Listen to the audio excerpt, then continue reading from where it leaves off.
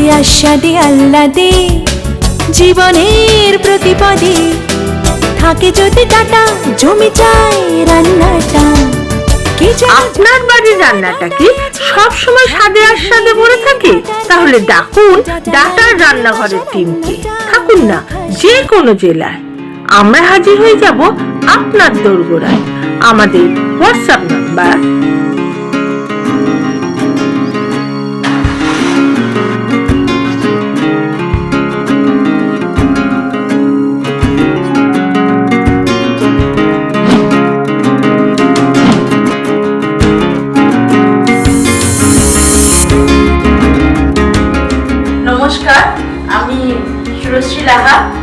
আমি আসছি হাওড়া খাটোরা জোড়াপালতলা থেকে ডাটার রান্নাঘরে। আমি আজকে একটা নিরামিষ আলুর দমের রেসিপি বানিয়ে দেখাবো। বাদশাহী আলুর দম বানাতে কি কি লাগে প্রথমে দেখে নেওয়া যাক। বাদশাহী আলুর দম করতে প্রথমে লাগছে ভেজে রাখা সেদ্ধ করা আলু, টমেটো, কাজু, আদা, চারমগজ, পোস্ত বাটা, একসঙ্গে এটা মিক্সড করে বাটা আছে, টক দই, ধনেপাতা কুচি, কাসুরি মেথি, নুন, কাজু কিশমিশ, চিনি, তেল, স্বাদ মতো ঘি, জিরে গুঁড়ো, গরম মশলার গুঁড়ো, রেড চিলি পাউডার, আর এটা কাশ্মীরি রেড চিলি পাউডার। ফোড়নের জন্য গোটা জিরে, ভাজা মশলার গুঁড়ো যেটা আমাদের মা ঠাকুমা সবাই ইউজ করে। এটাতে আছে ধনে, জিরে, শুকনো লঙ্কা, এলাচ, লবঙ্গ, দারুচিনি, সামান্য পরিমাণ পোস্ত। এটাকে হালকা করে রোস্ট করে এটাকে গুঁড়িয়ে নেওয়া আছে, হলুদ গুঁড়ো।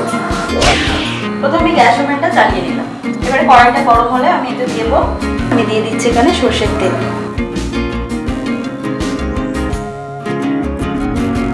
তেলটা গরম হয়ে গেছে, এবার আমি এখানে দেবো গোটা জিরে, সামান্য পরিমাণ গোটা জিরে,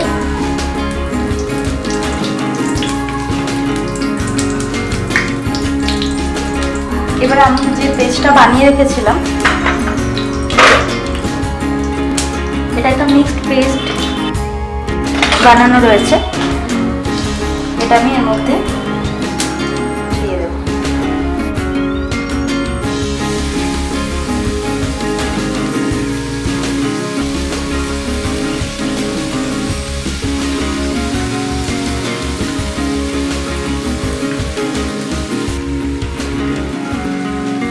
এবার আমি একটু হালকা করে একটু জল দিয়ে দিলাম, ভালো করে কষিয়ে নিচ্ছি। মশলাটা থেকে তেল বের হলে এবার আমি এর মধ্যে একে একে বাকি মশলাগুলো, আমি ফোড়নে একটু সামান্য পরিমাণ তেলের মধ্যে ঘি দিয়ে দিচ্ছি।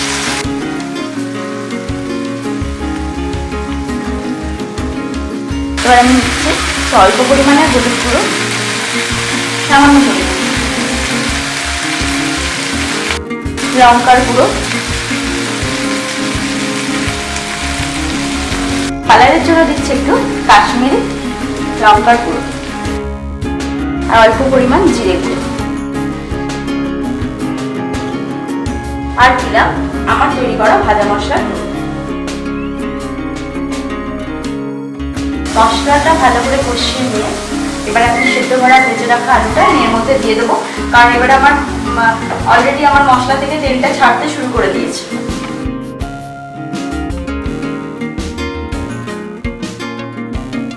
এবার আমি এর মধ্যে দিয়ে দিচ্ছি একটু টক দই, বেশি না, একটু চামচ মতো।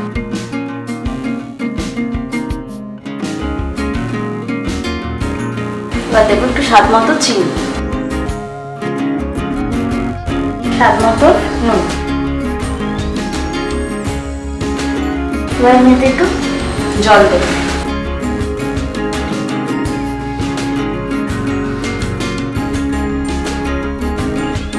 এবার কিছুক্ষণ একটু ফুটতে দেবো,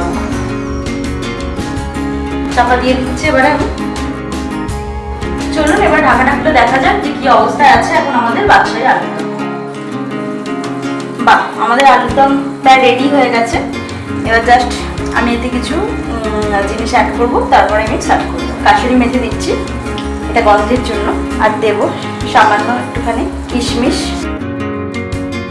নামানোর আগে দিয়ে দেবো আমারই তৈরি সেই ভাজা মশলা সামান্য পরিমাণে, আর সামান্য পরিমাণ ঘি। আমার রান্নাটা তৈরি।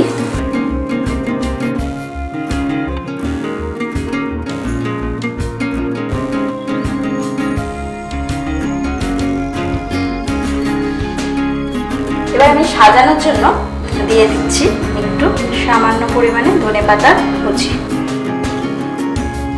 যেহেতু বাদশাহী আলুর দম, তাই আমি এর মধ্যে সাজানোর জন্য দিচ্ছি কয়েকটা গোটা কাজু বাদাম।